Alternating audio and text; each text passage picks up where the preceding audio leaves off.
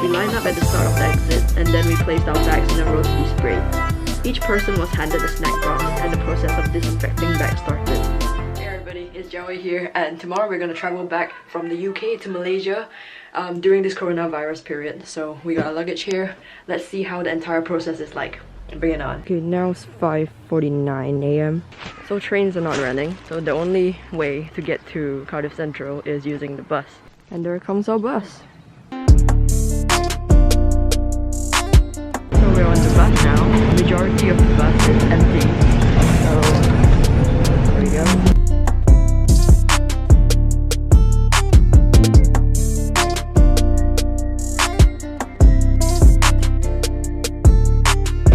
Our stop. Cheers, driver. We're at Cardiff Central. Buses don't run until London. The only option to go back home is using the train.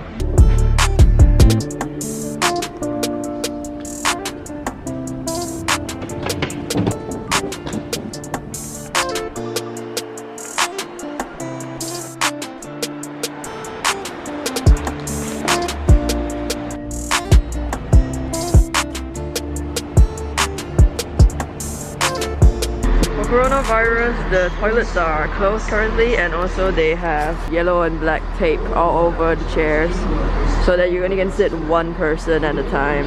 This is our London train. There's a lot of people going back home as well. It's completely empty except for one person.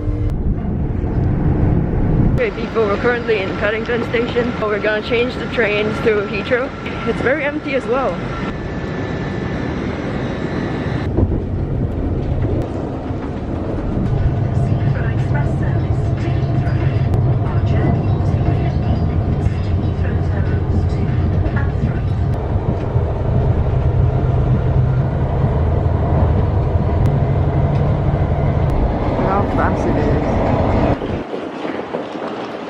All the trains are open, as you can see, so anybody can actually just go in.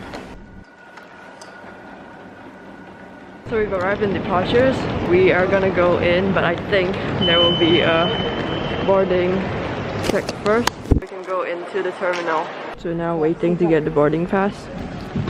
The current situation is that there are people wearing masks and some which are still not wearing masks. So it's a very different situation over here in Heathrow.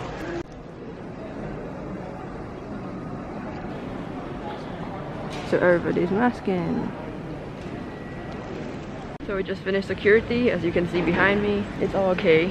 Everybody's having like single file. There's social distancing, so one by one. It's not like 3 people at once. Then the seats are vacant, making sure there's social distancing. This is the quietest I've seen Heathrow.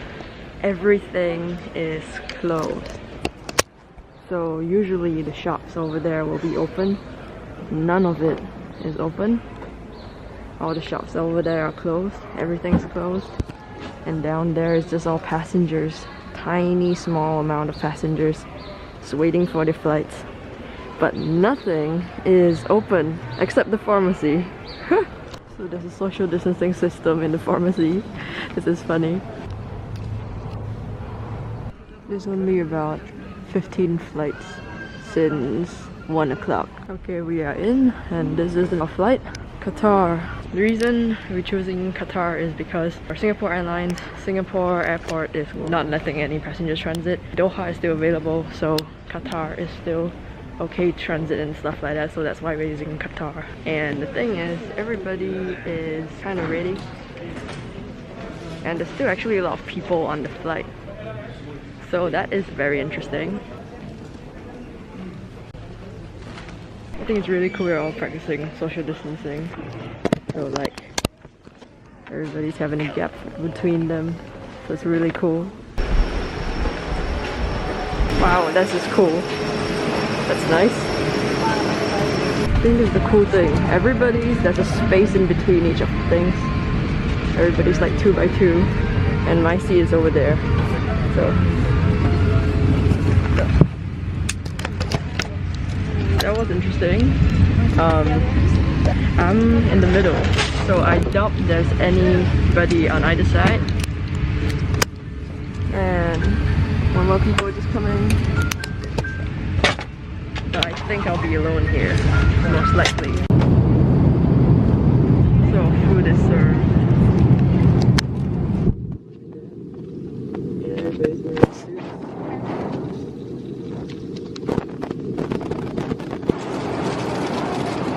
We've landed in Doha and everybody's just waiting to go out now. We're in Doha airport now, in Qatar, and it is at night and super empty. Everybody's coming out.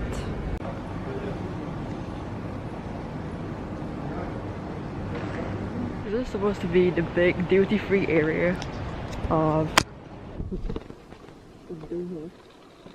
And there's our flight, 7:15 a.m. Currently we have 7 hours here, and as you can see it's completely empty except for a few people. We have 7 hours, so I'm gonna edit my video. Woo.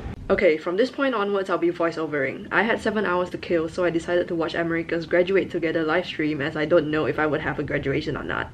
Went to the gate and found out that our flight was delayed for 2 hours, and then we finally got to go in, so it's goodbye Qatar. Inside the plane I had a window seat and everyone was dressed in PPE again, and I had 2 seats to myself. They even gave pillows this time so I can rest nicely on the plane. The whole plane only had 22 people, so most seats were vacant and we could have entire rows to ourselves. You could even change your seats as the plane took off. Seeing the Middle East was interesting to me, as everything was so flat and the seats were so blue.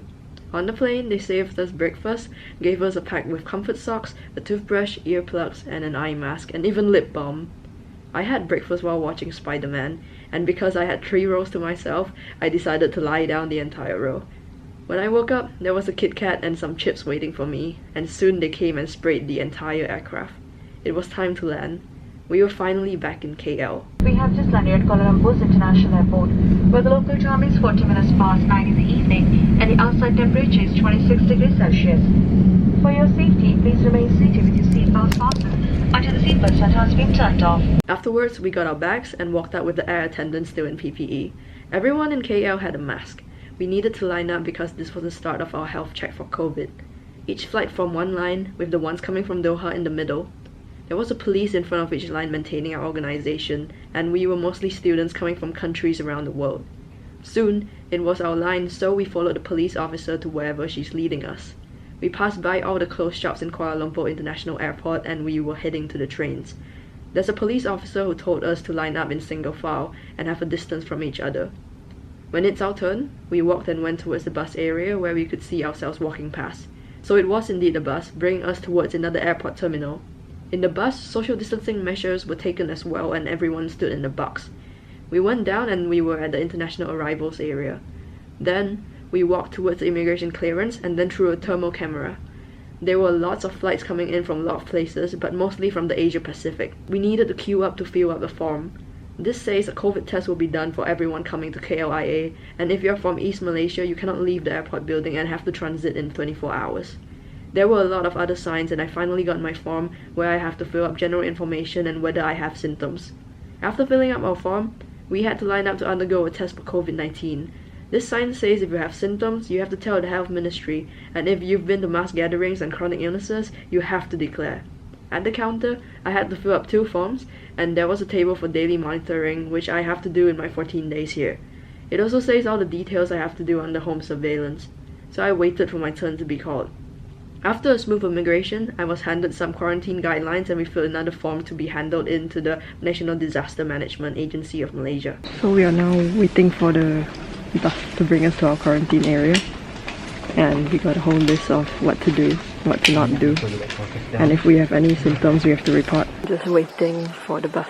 Then they collected our forms and brought us to collect our luggages. I found mine and we were let off, where we lined up according to our biological sex, where I was the only 3rd female in the line. There, we were escorted to the exit to get our bus. We lined up at the start of the exit, and then we placed our bags in a row to be sprayed. Each person was handed a snack box, and the process of disinfecting bags started. So I'm currently in the bus. They gave us dinner, and they also sprayed my bag, my entire big bag, with my luggage as well. So now, making the final adjustments and we're off. Everyone sat on one seat for social distancing. In the snack box, I had a lychee drink, a croissant, a mineral water, and a mango pudding. They brought all the small luggages into the bus and then were off. The bus in front of us was a police bus, while we were in a firefighter bus. The police also escorted us throughout the way. Soon, we can see the amazing high-rise buildings of Kuala Lumpur and eventually reached our hotel in Bukit Bintang. The police were in front of us to wait for us and signaled us to turn into the hotel. There were members in PPE making sure the buses went to the right place, and Hang Jebat and Hang Lekir came to make announcements. When we got off the bus, we had to line up and get our passport scanned. Then, they will give you a key. We went through the back entrance into a back lift where we were handed dinner. Only 2 people can enter the lift at one time. We are now waiting outside the rooms because all of us cannot go in yet. Whew! Mask free! So yes, welcome to the hotel room of quarantine. Huh? Let's see what the fridge has. Oh, we have a box, a mystery gift. Let's open the box.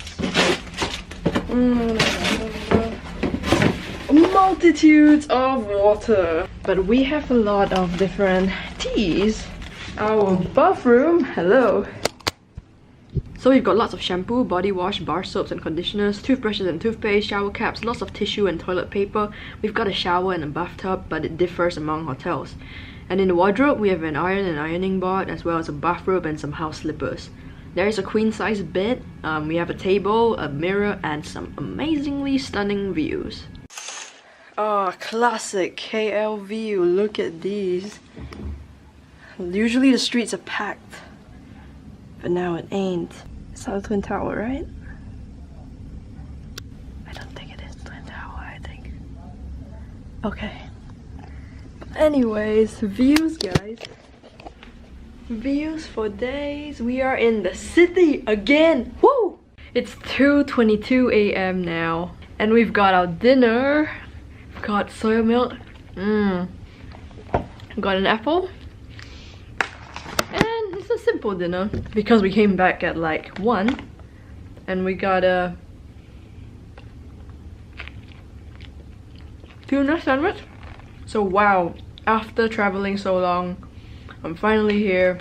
I finally have room, and 14 days I have to monitor myself, make sure I'm healthy. If I feel unwell, I have to tell them. I've got to keep track of the progresses here. So tomorrow will be day 1. And I have to make sure that I don't have any fever, cough, or shortness of breath up to day 14. I've got all my toiletries. I got 3 meals a day. So what I feel is this entire process was insanely organized and really smooth. Thank you Kementerian Kesehatan Malaysia for making this amazingly smooth for us. Majority of the people returning home are students. I've met people from USA, flying from UK, flying from South Africa, flying from Paris, and I made a lot of new friends actually. We're all in this together and we're all just wanting to fly home to amazing Malaysia. And thank you to the government for helping us until now and making this so controlled and making sure the other citizens of Malaysia don't get infected from us bringing in potential COVID disease. So this is amazing, and I really respect everything that's been done for us. So yeah, this is Joey signing off, and see you guys soon.